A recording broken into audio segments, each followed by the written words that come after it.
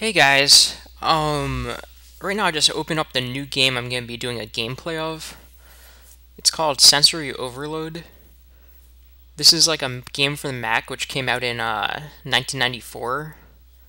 It was marketed as the most realistic action game for the Mac. And yeah, it came out just a little bit before the game Marathon, and that of course is the game which, the first person shooter which came to dominate that whole genre for the Mac. And spawned like all those popular sequels too, Marathon 2, Marathon Infinity, and eventually that stuff like led to Halo. But Sensory Overload's like one of the few other first-person shooter games that was entirely Mac only. And this is a game I kind of consider underappreciated and totally way ahead of its time. It was the first major first-person shooter for the Mac in which you get to shoot at modern-day people, and you aren't just battling monsters. Like an early game, Wolfenstein 3D, that involved shooting cartoonish Nazis in the 1940s. So that wasn't modern. And another game, Pathways into Darkness, which came out like the year before, that involved like a modern day soldier you're playing as, but the creatures you battle are these unrealistic monsters.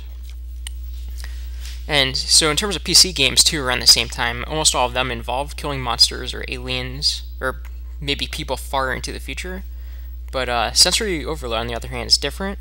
It takes place in 1998, which is just a few years into the future, from like 1994 when it came out.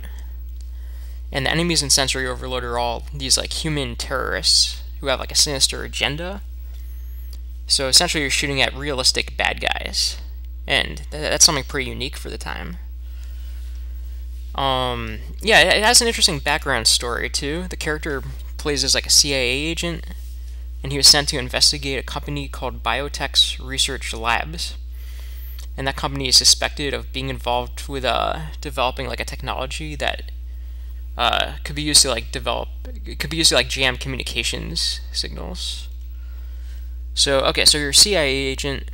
Your cover is posing as like a test subject on a project called the Alpha Channel Project. And that's led by this guy, Dr. Craven, who's a suspicious big shot who works for that Biotech's research company. There aren't too many like details, but what happened was a month ago you were implanted with some kind of like memory enhancement transmitter, which like theoretically would help enhance your memory, but in the manual it says it doesn't really seem to do anything besides give you occasional headaches. But that's just your CIA cover.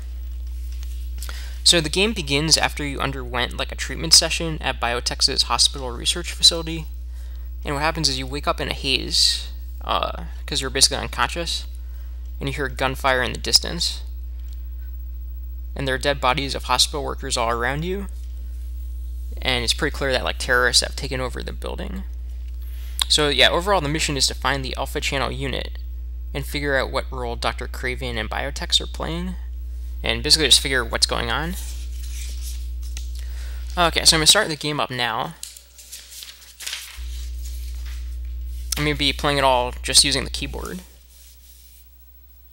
There are like a few pre-canned like movement control packages. I'm not sure like how customizable the controls are, but I'm just going to be using this one called Triangle. And the main things to know, there's like a primary and secondary fire key. I'm going to use a spacebar to open doors. I'm just going to be using the arrow keys to move forward, back, left, and right. And then you can kind of like strafe left and right using the Z and C keys. And then there's also an X key to duck. And I think the ducking was pretty new for Mac then. But okay, so that's just controls. I'm going to start a new game here. It has cool background music too. But okay. When the game starts, you can see like down here you have health, which is at 100. Your health can actually go above 100. And there's a second thing down here there for armor. And what armor does is it reduces the amount of damage enemies' bullets do to you. And if you have tons of armor, you might not suffer any health damage at all, but the armor points will go down quickly as you suffer damage. Okay, so Sensory Overload, the character begins like having just woken up in a like a 3-story medical building. on the highest floor, so floor 3. There's a room with like some dead hospital people. You can see there's like textured walls, textured ceilings, some objects in the game too. It also has stereo sound with distancing effects. And there's some cool background music that'll help keep you engaged too. I'll turn that on in a second. What else? Okay, I'm just gonna say that also another cool thing is that the levels aren't necessarily linear. Many orders can be done in like whatever order you want to. Example is a few times in the game you'll enter like an elevator and you can just choose from a range of different floors to visit, and you can kind of do them out of order if you want to. I normally just do them in order because I don't really want to risk bypassing like some important weapons or ammo or other equipment that I'll need for the more difficult levels. But yeah, it's also Sensory Overload's also ahead of its time in a few other respects. It's the first mech first-person shooter I played in which you can wield multiple weapons at the same time. So what you could do is have like a gun in your left hand. All the weapons will be placed in this pane up here. All the guns. So you can be holding a gun in your left hand, and then your right hand you could be doing something else, such as like a melee attack. Or later on you'll get like grenades or like ninja stars to throw as well. So you can have 2 weapons out at once, essentially. So that's cool. And there's also a spot for other types of equipment down here. And this is the first mech game I played that had like a motion sensor and like a radar. So that was also pretty cool. And another unique aspect is that all special items on the ground you come across also appear on like the mini map. I'm pressing the T button and this brings up like a mini map of the floor. This yellow thing is like your character. These like dark gray things are doors, or closed door right there, open door there. But if you run over items in the game, if you come across like ammo or weapons or like medkits, armor, stuff like that, it'll appear as this like turquoise dot in the mini map, so you can quickly see if you missed something which might be important and go back and find it. So that's pretty cool too. But okay, let me turn on the music and start playing this thing. Okay, this thing right here is a light switch. You can use the mouse actually as your hands to click it to turn on the lights there. It's cool. You can just interact with these like different rooms, different like elements in the rooms. There's also like a full screen type of mode thing, so I'm gonna bring up that right now. And if I pick up a weapon in my left hand, the ammo will be down there. And right now I'm just using fist for my right hand, so I don't need any. Okay, so originally I played this game, I think I beat it like a few times back in the 90s when I first played. I don't remember too much about it all though, so I'm probably going to be dying a lot. You can save at any time though, so I'm going to call this... Oh yeah, actually I have some, looks like I have some games saved on the very last level, and the big boss woman at the end. But I'm going to call this game... Let's play Sensory Overload.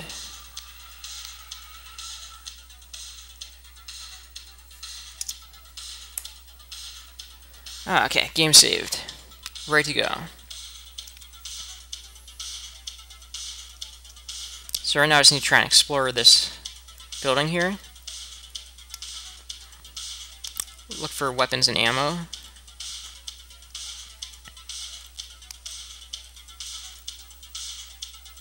Okay, not much in this whole complex right here.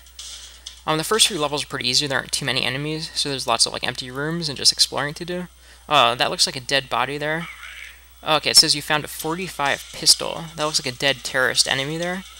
So I'm going to equip the pistol, so I'll have that on my left hand there. I'll try not to... I only have 12 bullets, so I'll try not to shoot too much and waste ammo. Right there at the floor there looks like somebody's dying. It says, terrorists stormed the building. I heard them take some of our equipment and documentation from the labs. Then I think they all left. Don't worry about me. I'll be fine till the police arrive. And then it looks like he just died there. So that guy's just letting you know that terrorists have taken over the building and they're like stealing stuff from like the labs here. Sometimes I go through doors and back up just in case there are people. I can kind of like, it'll give me extra time, maybe go back to the previous room and not face them immediately.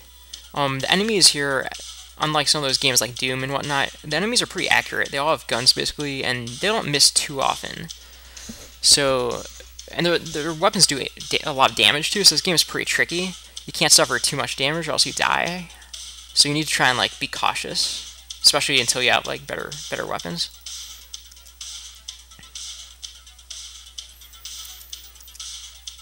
And sometimes I like to try conserve ammo as much as possible, just in the first few levels, until I find some more clips on the ground. Okay, so do that whole wing. This is kind of like the center of the map. There are like the 2 elevators. Each elevator is basically the same, but it says you're on floor 3 of the building. And let's see, a couple big rooms right near the elevators. Okay, this one has a light switch as well.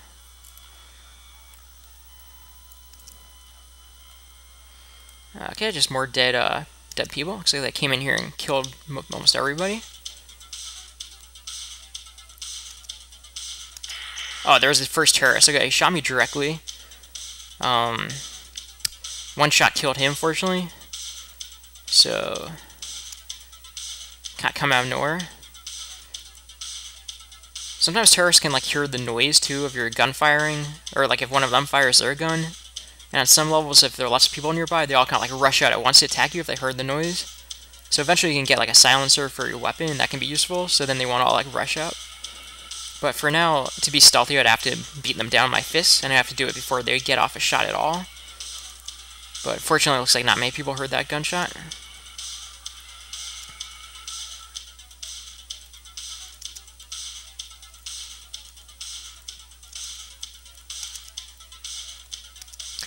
Looks like a med kit in there. Okay, so it says you see a med kit, and also on the minimap you can see there's a small blue dot there, so that lets you know there's a special item there. I'll pick that up. So actually my health went above 100 there, so that's good. Can't remember exactly what it goes up to, but...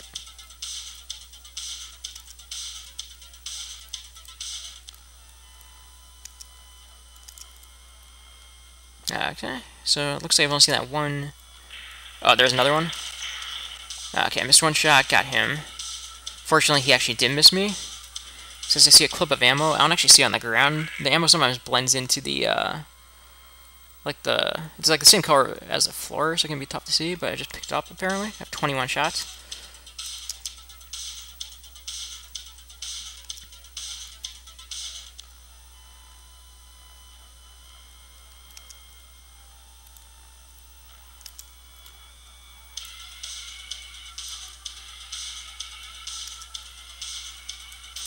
Okay, I'll try and beat down the next guy I come across with the fist to show you what that's like.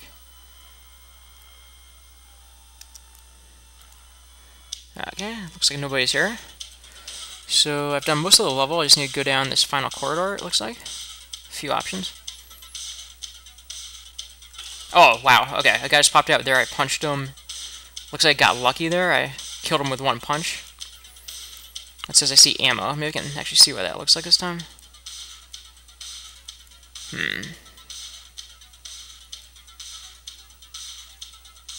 Where's the ammo at?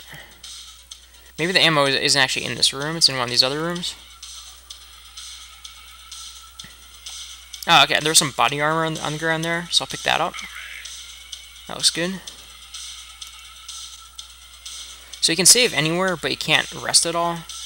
It's all just picking up medkits.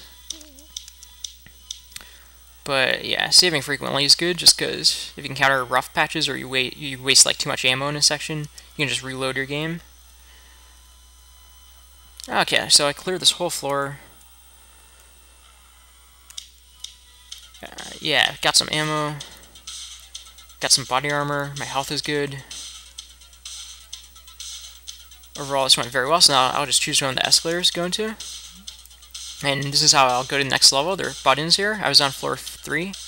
And next I'll go to 2. And then after that I'll go to 1. But yeah, I'm just going to save my game here. And this is a good stopping place for the first video. And I'll pick up on floor 2 next time. Continue on. Thanks for watching.